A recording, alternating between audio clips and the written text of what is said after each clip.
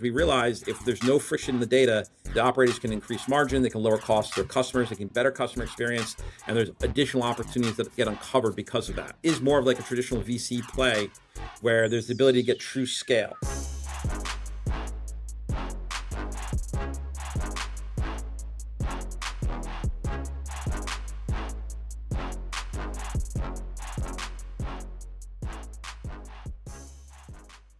All right, we are back for another episode of Under the Number. Today, I'm joined by John Stewart.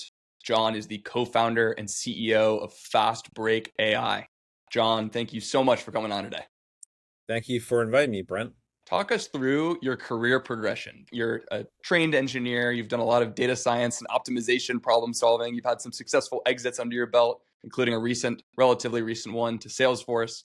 How did that path bring us to where we are today with you building what seems to be a sports operations super app? As you pointed out, I went to WPI, Worcester Polytechnic in Massachusetts for mechanical engineering. I started my career doing structural analysis work in the military, aerospace, and defense industry. That led me to forming my first venture, which was an engineering consulting services firm that I ran from 2003 to 2009. I sold that to a larger engineering consulting services firm. The reason I made the transition was I discovered the Force.com platform, and myself and my director of IT at that first company, we had built all our in-house systems on top of Force.com. That gave us the idea that you could build on top of that platform. We fully entered that space in 2009, forming the company that would become MapAnything. Along the way, found this niche for schedule optimization for field sales and field service. It's a very, very complicated problem. It's the traveling salesperson problem, but much harder. I wound up recruiting a team of PhDs and OR scientists in math to build our own routing and scheduling engine. And you set out to do something, and the sort of the marketing tagline was, we're going to be the fastest, most capable routing and scheduling engine in the world. That was our tagline before we built the team. We built the team, and it turned out we became the fastest, most capable routing and scheduling engine in the world. So much so that Salesforce acquired us in 2019, and our engine became the engine underneath their Service Cloud Field Service Lightning product, which is a major section of their business. I left Salesforce and had a 3-year non-compete in the areas of disciplines that around optimization and scheduling. Formed this company July 7th, 2022. Sports was something that we always wanted to do. I thought I would spin that capability out of that company, and we never got a chance to because we got acquired. And so wound up building Fastbreak. Now, the plan with Fastbreak was always to start at the professional level and work our way down. Pro sports is great. I love my professional clients. We have amazing logos. But the reality is it's a small market compared to the $60 billion annual spend in youth sports. By the way, that's the number that was in the Times recently. Wall Street Journal has a different number. And I think Aspen's State of Play report has it over 80 billion. So not really sure where the number is, but it's a lot and it's growing. Talk a little bit more about, as you were building MapAnything, Salesforce went from an investor to ultimately the acquirer, and you raised quite a lot of venture capital throughout that process. Was that the expectation when you set out, or did that kind of just come naturally as the maybe size of the prize grew? Talk about that.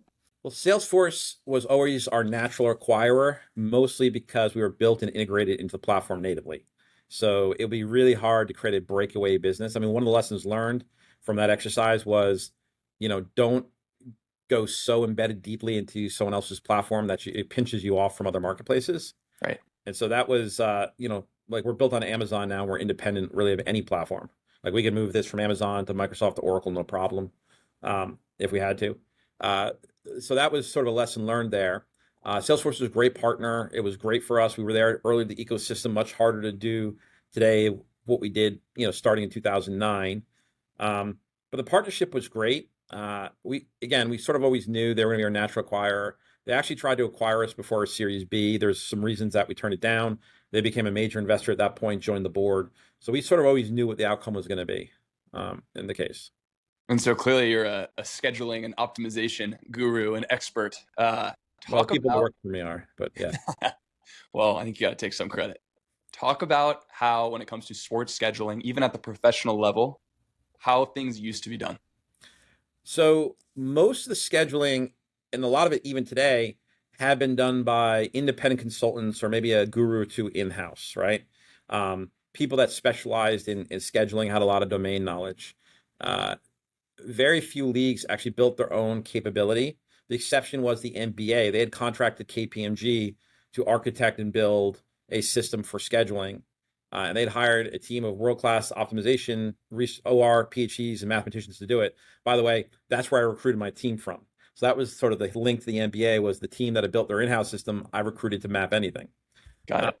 so, but you know, it's gone from pen and paper to purpose-written code to generalized optimization solvers to doing what we've done, which is we built a schedule-specific optimization solving technology in ourselves. So, you know, really, we acquired two of the consultants in the space, Optimal Planning and Barcelogic, that had long-term consulting relationships with various professional sports leagues. As part of our expansion strategy, because it's very relationship driven. So these leagues have really good relationships with the consultants they've been working with. Now, with the technology we bring to bear, we've been able to overcome a lot of that because it's such a differentiator. And what we're able to do is so above and beyond anything that's been out there. We've been able to organically grow that as well. Talk about some of the inputs that go into an optimization problem around scheduling. I mean, there are so many of them. And also, I want to hear how they either differ or if there was actually some one-to-one crossover when you went from a hyper-formalized professional league into the less organized generally and less consistent youth domain. Okay, so first, you've got venue availability. If you take a look at like the NBA, you've got 30 teams and therefore 30 sets of arena availability. And by the way, the NBA team isn't always the first tenant in their own building, right? Some split arenas with, NHL teams. And trust me when I say there's no one individual NBA game that's more important than a Rihanna concert, right? So there's, or the rodeo. Like Houston every year has to clear out for 2 weeks of their own home arena because they bring in the rodeo.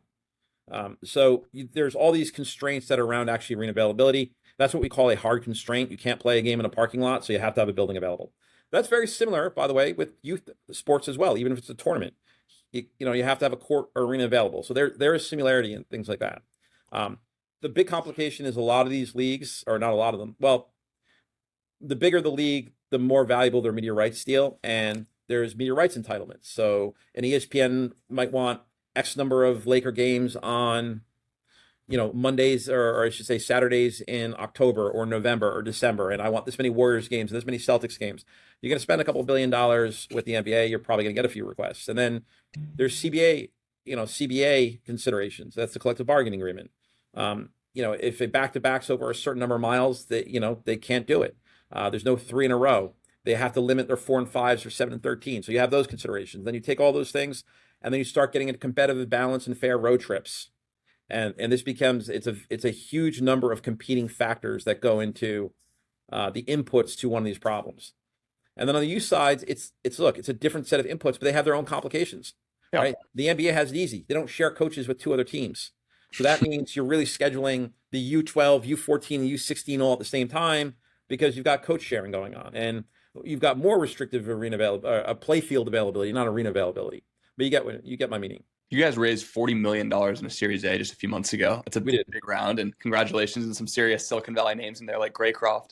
It seems to me that most of the youth activity right now is happening in the private equity realm. Yeah. How can you talk us through what ultimately resonated with these top dogs of Silicon Valley when it came to raising venture money? So let's talk about what's going on with PE first. So PE, a lot of the money that's flooding in is to acquire properties. What I mean by properties is these various tournament programs. So they're consolidating, rolling them together. 3Step has done it. Rocket Sports has done this. Love has done this. This is all big traditional PE money. They go in, they buy the clubs, they buy the tournaments, they roll them together. The theory is they're going to be able to reduce costs, et cetera, right? And that's fine. That's one play. For us, we're a technology shop. We think that the opportunity is in the opportunity to reduce friction in the data.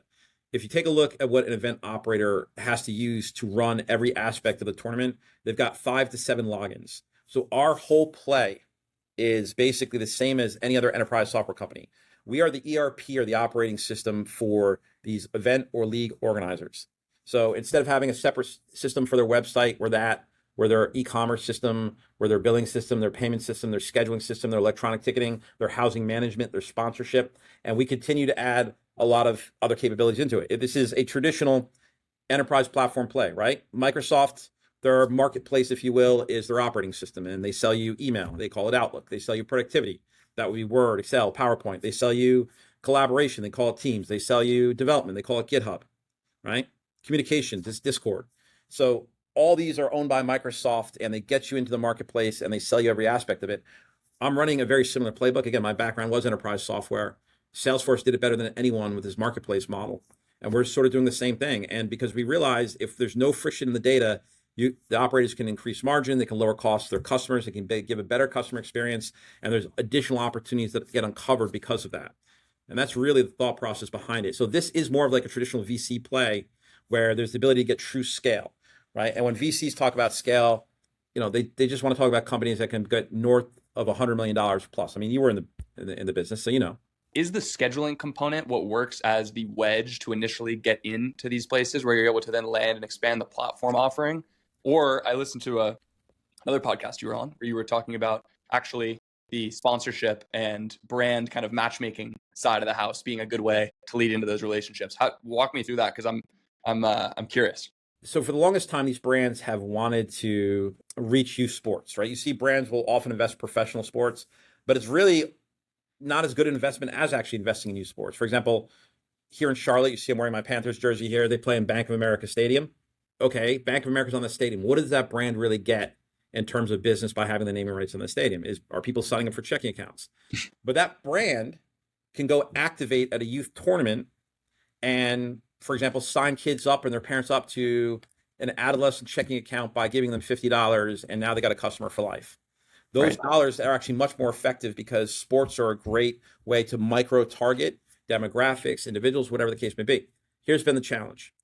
There's no one operator in youth sports, I don't care how big they are, for a major brand to do a regional or national campaign, right? So not only that, but they have no effective way to manage it and actually collect the data or any of those other things. So what we figured out was every time we add an operator to our platform, their events basically become inventory. So we can go to a brand and say, hey, look, we can put together a national campaign or a regional campaign. And by the way, you want to touch X million of people? Do you want to touch X number of events? We can micro-target what you want. And now you don't have to worry about us being large enough or at scale to be actually effectively manage that. And that sort of was the vision. Now, what we're able to do then is bring additional economics to the operators of these tournaments. So it's value add we bring to them. The operators now can increase their margins and potentially keep them from having to raise the prices on their customers, which are the parents and the athletes. It's getting way more expensive now to run these tournaments than it ever was. The facilities cost more, the insurance costs more. It's really hard to get refs. What used to be $25 a game to ref a basketball game is $75 to $125, and you need 2 refs per game, right? So you see their costs are going up. They have to open up additional revenue streams because they do have some inelasticity on what they can actually charge for, the registration actually playing in the tournament. And this is where the brand sponsorship actually helps out. Talk about the areas that you are most excited about doubling down on within Fastbreak, and then other components of the value chain where you think that's never going to be our play. We're not interested in entering that arena. I am not interested in entering the arena of video streaming wars. Hardware is hard. It's, people have spent hundreds of millions of dollars to lock up the video rights. I'm not sure there's actually a business model there yet. Huddle would probably disagree, but they did a really good job of grabbing, all the rights to the high schools and those fixed cameras. And I still think it has to shake out. So our view of that is we will integrate with all the different video providers. As we publish the schedule, we can actually include the link to where the game is streaming. So sort of just, how you want to know a movie, you Google where is this streaming, and you get Netflix or Amazon. Sort of what we'll do is we'll create the schedule and say, okay, this is where you go to stream this game. But we have no interest in entering sort of that part of the youth sports business. Again, I think a lot of dollars has been spent there. I think a lot of dollars have been wasted there. There are some pretty large giants with hundreds of millions of dollars in sunk costs. So I don't think that's something we would ever entertain. It would be integration partnership, if anything. And on the flip side, what's an area that you think you're just getting started on? Safety, security, and compliance. There's big opportunity there. Um, and youth sports, because it's so fragmented, the companies are smaller. I don't think any of the traditional players have done a very good job in that very critical area. So a couple things we're doing. We're relatively young to get this, but we just got our SOC 2 Type 2 compliance. Almost none of the players in the youth tech sports space do have that. We follow very strict compliance rules on PII, and we're developing that way. And we're adding a bunch of security and safety features to the platform. Again, you have adults dealing with young children. There's been a whole litany of bad stories that have come out over the years. We are going to be bringing technology to market, embedding background checks, continuing monitoring. We're adding facial scan to our ticketing platform, as an additional security feature. So not just your face is your ticket, but as an option, we'll run that against the sex predator database to make sure that you don't have predators and people who shouldn't be at these events where you have lots of small children running around. And remember, anybody can get in if they just buy a ticket, Right. that you can keep them out of there. So we see opportunities there. We see opportunities in the compliance. The insurance rates are going up. We feel there's an opportunity if we can help the operators comply with everything they're supposed to be complying with, and they can prove it, they can lower their insurance premiums, which are becoming a major cost in putting these events on. That's sort of next year. We're going to be getting into wallets and reward programs. These parents spend an awful lot of money on the travel, on the ticketing, on the registration.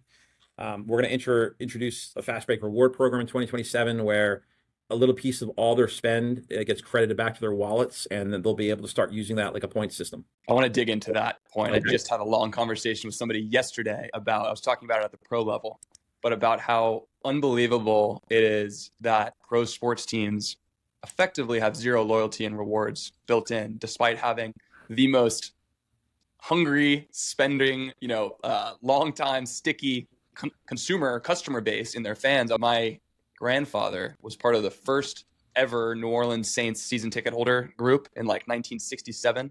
And over the 60 years since then, the amount of money that my family members have spent at the Superdome on tickets, on parking, on beer and food and merchandise, and the fact that you get nothing, it's like, an airline, you'll spend similar amounts of money, at least you get points. Like it's wild. So I'm curious how you think about that at the pro level.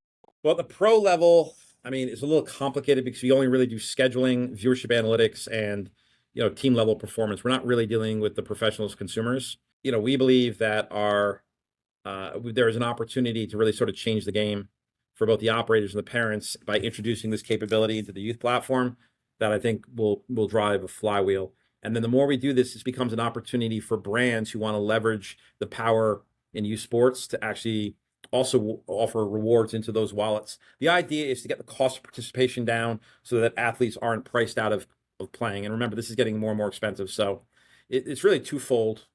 We see the opportunity. We think this makes us really sticky. We think it'll build loyalty with consumers, as you said, for the money they're investing. And look, they're investing considerably, right? My kids did travel hockey, when my older boys anyway. And, I could tell you that we were anywhere from 15 to 25,000 a year in travel hockey between the travel and the gear and the registration fees and the ice time and the lessons. It was an expensive commitment. Yeah, it adds up. It adds up. So when you guys, like I mentioned before, when you raise this fresh 40 million, you got AI in the name. There's so much conversation about not necessarily needing all that much more headcount to get more productivity these days, or at least you can really get a lot more with a lot less. What drove you specifically to that large of a number? And once that wire hit the bank, what were you setting your sights on as the capital allocator of the company? Where did you want to put those funds to work? Well, the reason it was such a large amount, and we can be a lot more efficient, we're an AI shop across the board for our development, is a lot of that was reserved for acquisitions. We've done 2 acquisitions this year already. They're unannounced. We're going to announce them later in the year. We've got 3 more teed up. So it takes money to buy companies, as you know. And I'm also curious your take on, you kind of teased it. Private equity is buying a lot of these parts and trying to make patchwork quilts all over the place. And in some cases, I think it'll work. And in some cases, it might really not. Talk about how a strategic like you can look at acquisitions and make them, probably integrate with a bit more of professional touch versus maybe the perils and the upside potential for private equity doing these consolidation plays. So I think one of the risks for private equity is that sports is sort of hyper regional. It's also youth sports in particular. They follow personalities and coaches. So they may buy a property, but if the coaches leave the property, it leaves them with nothing. And that's sort of one of the challenges they're facing. And everyone does business a little bit differently.